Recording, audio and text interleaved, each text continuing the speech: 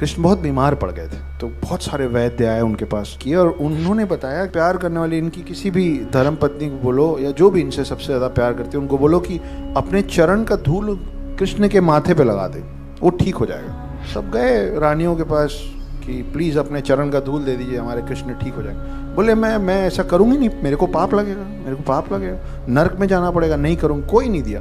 फिर कुछ लोगों को भेजा गया गोकुल में जाके गोपियों के सामने बोला गया कि कृष्ण बीमार है, वो तुम्हारे चरणों की धूल कोई दे दे, उसके माथे पे लगा देंगे ठीक हो जाएगा। सारी गोपियों ने अपने चरणों के नीचे से धूल निकाल के बोली लो, इतना सारा धूल, एक बोरा धूल, बोले नहला देना कृष्ण को ले जाके। तो जो लेने आया था वो बोला कि तुमको इस बात का डर नहीं है कि तुम लोगों को पाप लगेगा, तुम लोग नरक में जाओगे? तो लोग बोले कि हम कृष्ण से इतना प्रेम करते हैं कि उसके लिए नरक में भी जाना पड़ेगा तो जाएंगे, ये लो उसको ठीक करो पहले।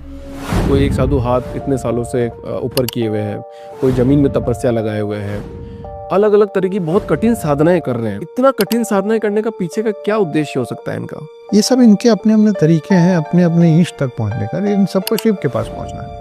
राक्षस को उठा लीजिए, उनको भी अगर भगवान से कुछ चाहिए था तो उनको कुछ देना पड़ा है ना। रावण अपना सर काट के रख रहा था ब्रह्मा के लिए। जब तपस्या की है, ब्रह्मा जी नहीं आ रहे थे तो एक एक करके अपना सर काट के रख दे रहा था। रावण को थोड़ी ना किसी ने बोला था, रावण था ब्राह्मण। हाँ, मैं रावण के पक्ष में बिल्कुल नहीं हूँ, पर एक बात बोल रहा हूँ, मालूम है ना, तभी राक्षस ताल तैयार हुआ था मानसरोवर के बगल में। सबका अपना अपना तरीका है भगवान से अपनी बात, अपना कनेक्शन जोड़ने का, अपना तरीका होता है। तो आपके दरवाजे अगर कभी नागर साधु आ जाए गलती से तो बोलिएगा कि बाबा बैठिए थोड़ी देर, आधे घंटे बाद दूंगी या दूंगा खाना, गरम गरम बना के खिलाएगा। शायद उस पूरे महीने में वो एक लौता दिन होगा जब आपके दरवाजे पे वो गरम खाना खाएगा। वो ना एक दिन में 7 ही घर से भिक्षा मांग सकते हैं। अगर 7 घर उनको नकार दे तो उस दिन वो भूखे सोते हैं। इतना कुछ हम अपने पे खर्च कर देते हैं। एक टाइम का भोजन कराएंगे तो चलिए मैं बोलता हूँ कोई पुण्य नहीं मिलेगा, आपका कोई फायदा नहीं होगा जी, आपका नुकसान भी तो नहीं होगा। वो किसके धर्म की रक्षा के लिए खड़ा है? आपके और मेरे मृत्यु के बाद आपके और मेरे बच्चों की रक्षा के लिए खड़े रहेंगे। आर्मी है हमारी। हम तो पानी है जी, किसी में भी मिला, सुना है आपने? हाँ, है ना, सही है। ये कोई प्राइड लेने वाली बात नहीं है कि आप तो पानी है, कहीं भी घुल जाते हैं। क्यों? पानी जिस चीज में मिलता है अपना अस्तित्व खो देता है। आप जूस में पानी मिलाएंगे, ले जाया जाएगा ना, बोले जूस पी लो, ये नहीं बोला जाएगा पानी पी लो जिसमें फल का रस मिला हुआ है। आप दूध में पानी मिलाएंगे तो वो दूध कहलाएगा, पानी नहीं कहलाएगा। एग्जैक्टली। इनफैक्ट पानी को जब आप जमा देते हैं ना तो भी पानी को पानी बोलना छोड़ देते हैं, बर्फ बोलने लग जाते हैं आप। बहुत गहरी बात है। तो आप अपना अस्तित्व खोने के लिए इतने उतारू हैं, क्यों होना है आपको किसी का? आपके पास क्या चीज की कमी है? आपके पास आपके भगवानों की कमी है, आपके ग्रंथों की कमी है। लोगों के पास ग्रंथों के नाम पे एक एक किताब है, आपके पास पूरी लाइब्रेरी पड़ी।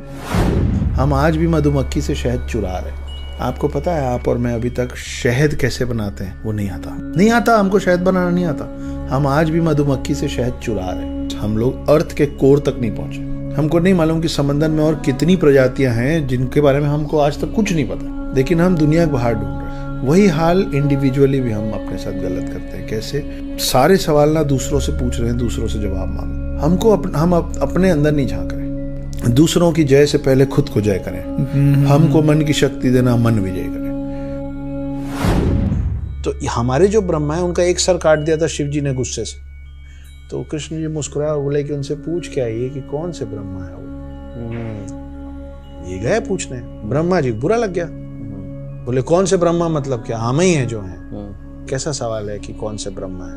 और कौन है ब्रह्मा? कृष्ण जी ने अपना विराट रूप विष्णु का लिया, उन्होंने सारे रेल्म्स खोल दिए। मतलब वो चीज जो आप और मैं अपनी इस आंख से नहीं देख पाते। तो उनको दिखा कि कई ब्रह्मा हैं जो अलग अलग स्वांस पे बैठ के उड़ रहे हैं। किसी का 5 सर है, किसी का 3 सर है, किसी का 4 सर है, किसी का 1 ही सर है। तो हमारे जो ब्रह्मा है उनका एक सर काट दिया था शिव जी ने गुस्से से। इस यूनिवर्स के जो ब्रह्मा है उन पे एक बार शंकर जी को नाराजगी हो गई थी तो त्रिशूल चला दिया था, तो एक सर कट गया। इंडोनेशिया के करेंसी में गणेश बने हुए हैं, है ना, जबकि इंडोनेशिया मुस्लिम देश है, जो पॉपुलेशन है वो मुस्लिम। हम लगभग सब जगह हैं।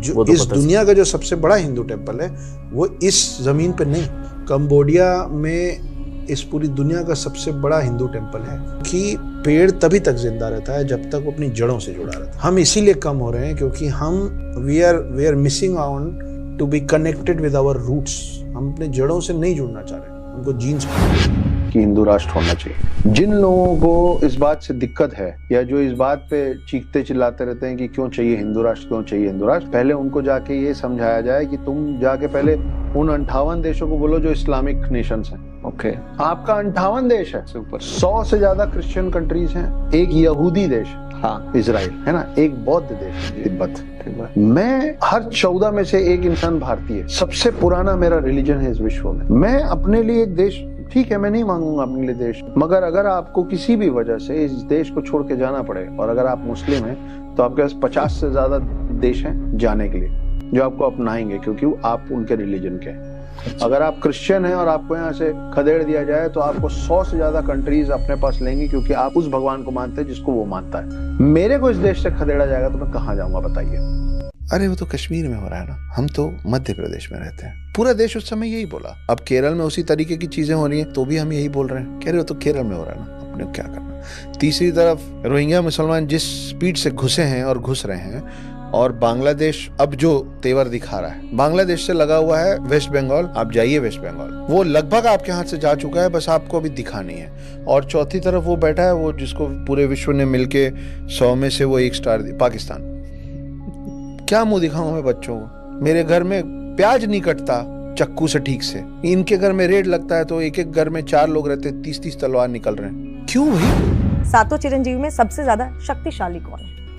परशुराम भी बहुत शक्तिशाली हैं। अश्वत्थामा श्रापित है, लेकिन अश्वत्थामा के श्राप के पहले आप उनका जीवन काल देखेंगे। आप ये सोचिए ना कि अभी रामलला का सब तरफ बात चल रही है, भगवान करे जीवन भर चलती रहे। आप और हम जब विपदा में आते हैं, परेशानी में आते हैं तो हम राम को याद करते हैं, राम जब विपदा में आते हैं तो हनुमान को याद करते हैं। इस पे तो कोई विवाद हो ही नहीं सकता। जब जहाँ हनुमान जी की बात आए उनके आगे तो कोई और है ही नहीं, तो उनसे शक्तिशाली और कौन? पानी और जमीन दोनों में जो रह सके वो कछुआ। डार्विन्स थ्योरी ऑफ एवोल्यूशन कहता है कि सबसे पहले पानी में जीवन आया था, फिश के तौर में। दशावतार में बोला हुआ है कि मत्स्य अवतार पहला है जी, मतलब पानी में आया था। बहुत सिंपल सी कहानी है, और इसी कहानी का जो वेस्टर्नाइज्ड वो है आर्क ऑफ नोआ। अच्छा, कि एक मछली आई, उसने बोला प्रलय आने वाला है, तुम एक शिप बनाओ, ship of thesis, arc of नोआ।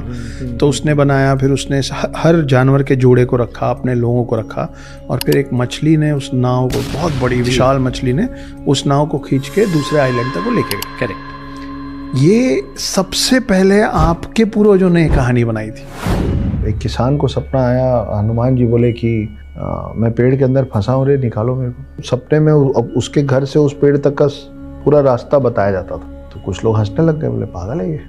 कुछ लोग उसके पीछे पीछे चलते कि देख के आते हैं, मजाक उड़ाने के हिसाब से। तो वो गया, उस रास्ते में जाके उस पेड़ तक पहुंचा, उसको मालूम था कहाँ से काटना है, क्योंकि अगर मूर्ति इतनी है और आप यहाँ से काटेंगे तो मूर्ति पे पड़ जाएगा ना। तो उसको पता था कि कहाँ से काटना है, मूर्ति पे नुकसान नहीं हो। तो उसने वो पेड़ काटा और 70 से पेड़ हटाया, तो उसमें से सच में एक मूर्ति निकली, अंदर फंसी हुई थी। और वो हनुमान जी की मूर्ति अब कुछ मतलब ऐसा 5, 7, 8 साल में 1 इंच बढ़ जाती है। मजाक बनाना होता है। वो बोलता है रे तुम तो बंदरों की पूजा करते हो। तो सबसे पहले कि हनुमान जी जो थे ना, वो बंदर नहीं थे, वो कपि थे। जैसे ही हम लोग हनुमान चालीसा पढ़ते हैं तो एक लाइन आता है कपितिहु लोक उजागर। तो जो कपि शब्द आता है ना उसमें, वो उनके समुदाय, उनके क्लैन का नाम था।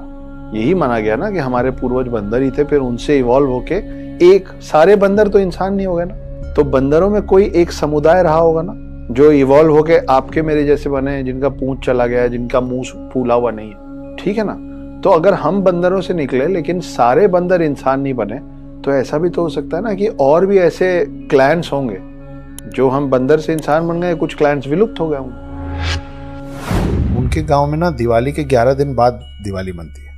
तो मतलब है क्यों? राम के अयोध्या पहुंचने के 11 दिन बाद हमको पता चला और हमने उस दिन सजाया अपना गांव। तो आज तक हम अपना गांव उसी दिन सजा रहे हैं। कितनी प्यारी सी बात है ये, बहुत ब्यूटीफुल। तो उसने बताया कि एक्चुअली वहां तक देर से खबर पहुंचती थी, पहाड़ों में बहुत ऊपर थे ना। तो राजा राम अयोध्या आ गए हैं, उसकी खबर हमको 11वें दिन पड़ी, तो हम उस दिन दिवाली मनाए।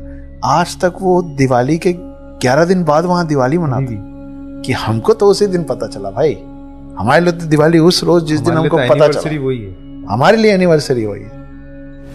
आप कभी सूर्य भगवान नहीं सुनेंगे, सूर्य देव, जल देव है, हाँ। पवन देव। क्या है भगवान? हम इतने लॉजिकल लोग हैं कि भगवान का भी फुल फॉर्म बनाया। वो भगवान ही क्यों है? लगवान, सगवान, दगवान क्यों नहीं? किस बेसिस पे बना ये शब्द भगवान? मैं बताता हूँ। भ से भूमि, ग से गगन, व से वायु, व में आ की मात्रा अग्नि और न से नीर। क्या बात है। जो भी शक्ति इन पांचों तत्वों को, इन पांचों चीजों को साध ले, वो भगवान हो जाता है। भगवान तीन ही हैं, ब्रह्मा विष्णु महेश।